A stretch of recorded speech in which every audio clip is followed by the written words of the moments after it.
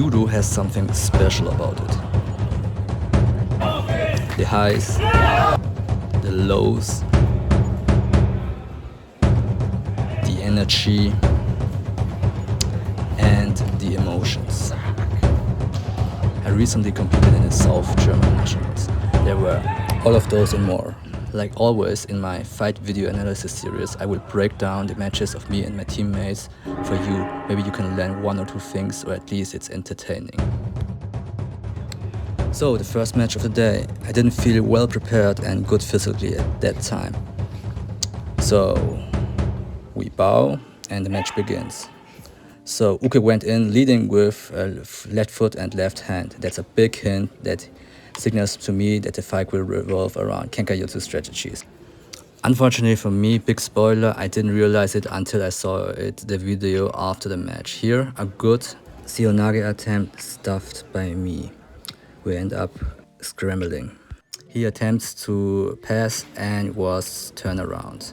I stopped the Nevasa and the ref will break us up. The match resumes. He starts with the right leg in front and cross grips and want to pull me in. I broke off his strong left collar grip and we continue with kumikata like you see here. So strategically, this is quite interesting. We go onto the mat corner and there was pushing and pulling and I wanted to pull the trigger and throw him, but he pulled the trigger first and did some yokowaza. We end up in some scramble, doing some nevasa. I had top position and tried to free my leg, like that. I ended up securing his head here with a crossface and then just pull the leg out and hold him until for Ippon. He tried to get out of the pin, but no chance, the pin was too strong. So I spoke with him after a match. He's quite a nice guy. It was his first time since a long time doing a tournament. He borrowed me his blue gi because I stupidly forgot mine. They call themselves Team 81. what a bunch of Big dogs.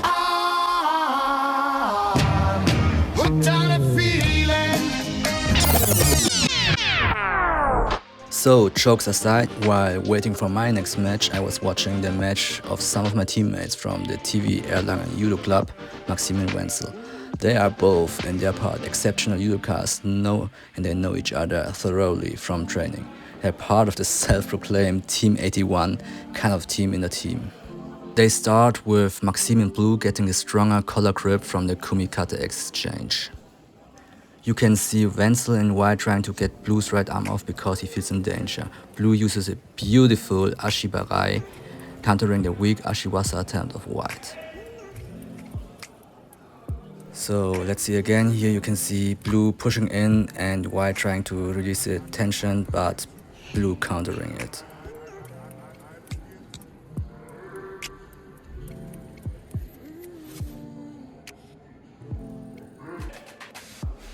After that, the ref gives the Vasari and the match continues.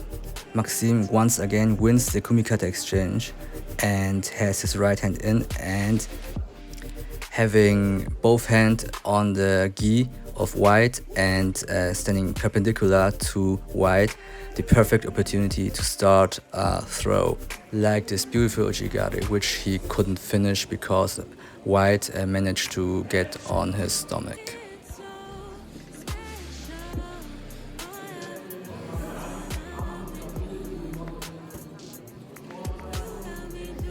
They went at it again and Blue blitzes in and drops into a seonage for a surprise and repeats it on the rebound, not letting white settle his grips. That was actually strategically very clever.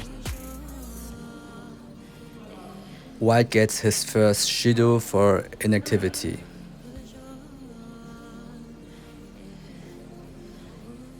Blue again managed to get in control of the right power hand of white and controls his posture and the flow of the match. Blue, having the grips, drops into a sode and resumes. This was a good attempt by Blue, letting White seemingly looking inactive. They resume the match again, and now you can see here that they have a extreme right versus right position, both hovering over the arm of the other.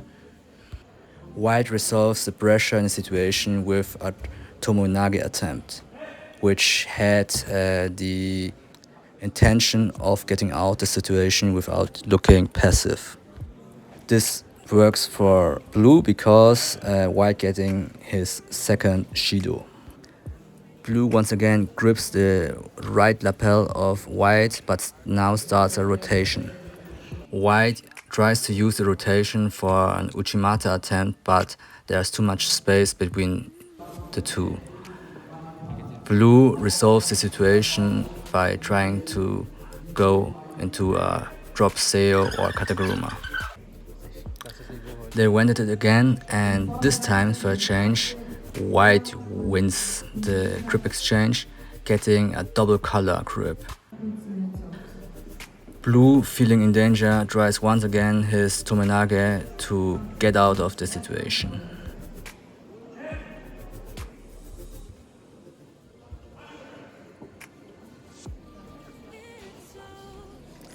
Once again they went at it, and you can see here as soon as White is getting his dominant right grip, Blue puts pressure on the grip, and so White cannot manage to do a proper throw without a strong right grip.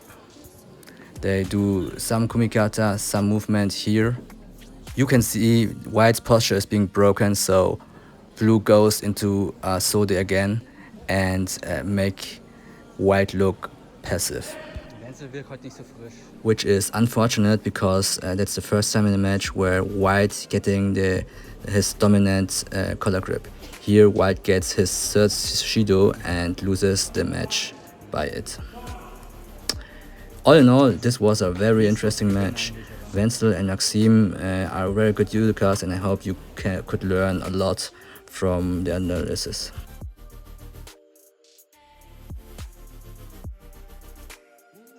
Yeah, I was too stupid to read the invitation. Now I don't have a blue uniform, I have to get one. Wish me luck. We had a 16er list on that day, so my second match was already the quarterfinal. It was against a really nice guy. I know him from the MTV Judo Club in Munich. Clemens is his name. We grip up and we move, and I went into a bad drop kataguruma. I'm currently working on the drop kataguruma, and it still doesn't work that well. Still, it secured the Vasari. We ended up in a scramble, but Uke, Blue, managed to get out of it very well.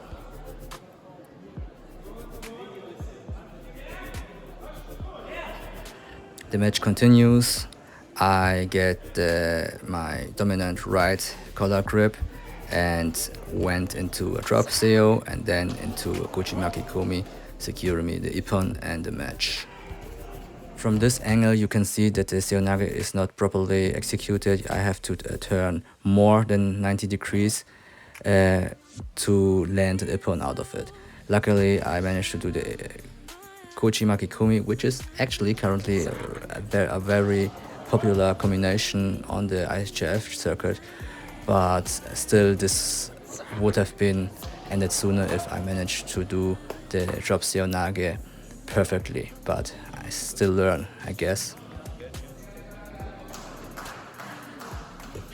So I won the first two matches, didn't start quite well. Yeah, now I got a blue, Parota blue Yuduki. Let's go, quarterfinal or half final, I think. Yes, let's see. So the half finals went against a young athlete from TV Abensberg. Jonas was his name. We bow and the match begins. A fierce kumikata exchange begins. Here I got a sleeve and tried a Kuchimaki Kume, which he evades. And here he puts up in some Ashiwaza. I again try a Kochi, and that's a big hint that he's a lefty, which I stupidly ignored. I instead dropped like a fish and got blocked. So this pattern you will see a lot in this match. Me trying to start an attack and only to manage to drop down, because he's so good in defending those drop seos and katagurumas, making me doing false attacks. So no kutsushi, which means negative judo, and after a while a shido. So this is what confused me during the match. He's standing right foot forward but gripping with left to the hip or over the back. He has a good dominant grip and tries a left uchi. This is another hint for me that he is a lefty. Here I tried again a kuchimakumi, he evades again and we block the nevasa. Here we see the exchange again, me wondering why I have the sleeve and just try to do a kuchimakikomi, and then we agreeing not to do nevasa. So he wins the grip exchange again and puts his left hand on my back. That would be the third hint that he is a lefty. Normally in Kenkayotsu you try to get the collar and then the sleeve. And that's what he does. He puts his left hand, his strong hand, on my collar, and I just get the sleeve. And I was wondering why he doesn't want the sleeve first. That's one of the things you have to learn to recognize immediately in the beginning of a match and adjust your strategy accordingly. Of course, those are only rule of thumbs. There are a lot of athletes who are just unconventional, and you have to realize that and be flexible and adjust your strategy to get their game. Again, you can see me here stupidly pinning his right hand, believing it's his power hand, and he putting his left hand on my back, and which is a hint that he is a lefty. And here he wins the grip exchange and tries a Uchimata combination and got stuffed. But I was too afraid to try the Uranage to counter him, and we end up on the ground. So I also spoke with him after the match, and he said he watched me fight and saw that I don't have a big gas tank, so he adjusted his strategy accordingly. He is quite young, but he is very clever and plays the game very, very well. So here we go, double sleeve, and he gets his sleeve free and gets his left hand over my back again. He tries some Uchimacha action, I evade, and we do double sleeve again, Abe style. Now he goes with his left hand on the back again. We go double sleeve again. And yeah, you see the grip exchange is quite fierce.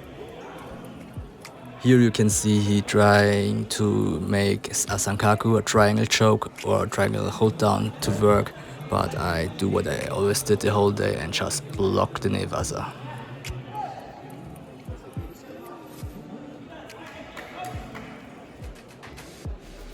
So here you can see me trying to blitz the Kochimaki Komi on his right leg and failing. And once again I block the nevasa and the ref calls mate. You can see here both breathing heavily. This takes a lot out of the energy tank.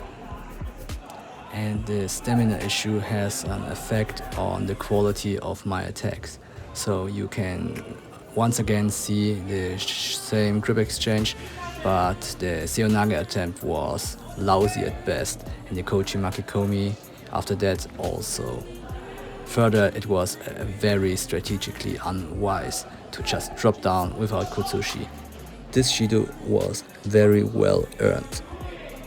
Once again a grip exchange, and he breaks the grip here, and that's what confused me, because in Kenkayotsu you want the grip there. So this next exchange shows once again that he's a lefty, because he wants to put his left hand on my back. This counter to his strong left ouchi was quite close, and this shows that he also has some stamina issues, because the match ran to that point like 3.5, nearly 4 minutes. So you can see that the match is very strategic. Nobody wants to change his strategy in fear of making a mistake. So once again, that's a hint that he's a lefty. I drop again, and that's a Shido. The funny thing is, you can hear my coach in the background yelling, I should open with a cross left hand, so I should grip the other lapel to pull in. But at the moment, I didn't hear it. So yeah, train your openings, your grip openings, I mean. So this is like the movie Groundhog Day. It's once again grip fighting, once again the same grip strategy, once again him taking the high back grip, once again me dropping and pulling him down into a bad kataguruma. So I was very lucky that the ref didn't give me my third Shido in this moment, because I surely have earned it for that bad kataguruma. But I think the rules are that if you move uke, then it isn't considered a false attack, and so no Shido. So you could see there that I finished the regular time with another Kuchimaki Komi try and failed, and we continue into golden score. So the golden score period starts again with grip fighting, but he makes a mistake. He runs after me and I went into a Ippon Seonage, but didn't finish it because, as you can see here, there was too much space and I dropped too shallow, as in the angle was too shallow for it to work. So you can see here that both are exhausted, but he looks a bit more fresh than me. That's because he managed the match better. He didn't exhaust himself with senseless attacks and let me exhaust myself with those drop katagurumas, which ended up in Shidos. And yeah, here again, a weak kataguruma, and which ended up like blocked again and nearly in a pin. And yeah, it is what it is. I earned it because the kataguruma was awful and the ref was giving me the third Shido for false attack. Yeah, that's how I lost the match. All in all, that was quite well done by Jonas, and he did a terrific job with managing his stamina and controlling the match and making me look very passive, very anti-judo, giving me those shidos. So yeah, all in all, a good learning experience. So my next match was also the small finals, the match for bronze actually. I went against Mauro, a really good judoka in the Munich area and in Bavaria in general. He was a righty, so it's Ayotsu. He came out really aggressive. As you can see here, he had a high right grip and tried to throw me immediately. After the exchange, he stayed on the ground. I thought he was injured and tried to help him. Turns out he had a cramp. I tried to stretch him, but I stupidly took the wrong leg, so it changed. Yeah, kind of a stupid situation, but we could laugh. Yeah. So I also spoke with him after the match, and turns out he's actually a 60 kilo guy who wanted to try himself in 66. So yeah. So as you can see in the whole match, he is technically better than me. So he has better technique. I'm just overpowering him because I cut weight to 66 down. As you can see here, he gets his right dominant grip at my lapel and plays his game. I just managed to tank it somehow with raw strength. This is another bad kataguruma try, like the whole day, and he tried to counter it and went down. Once again, you can hear my coach yell at me, I should grip diagonally, which I didn't hear the last match. Here I heard it and I tried it. I think now, yes, no, not here. Yes, here I tried it and it worked actually. So we were on lockdown, extreme right versus right situation. I once again tried, without movement, a bad kataguruma, into a bad Kosoto Gari, and he countered it. So here we are on the ground, and we decided not doing Nevaza. So funny thing, you hear my coach in the background yelling, "Don't do the Katakaguruma, just do Morote and Kochi, and just let the Katakaguruma be." And I think it was for the best. So we started again. I wanted to start really aggressive, so I went into the coaching academy, fully committed it, and got the Ippon. Here you can see it once again. Yeah. So that's how the tournament went for me. I somehow managed to get third place, and that means that I actually managed to qualify for nationals. So yeah, the rest of the day we watched the other teammates compete, we chill and had fun, and yeah. So I had a lot of fun competing in this tournament, seeing my teammates again in Munich. I took a lot of learnings from this, and yeah, I guess see you around for nationals in Stuttgart. Bye.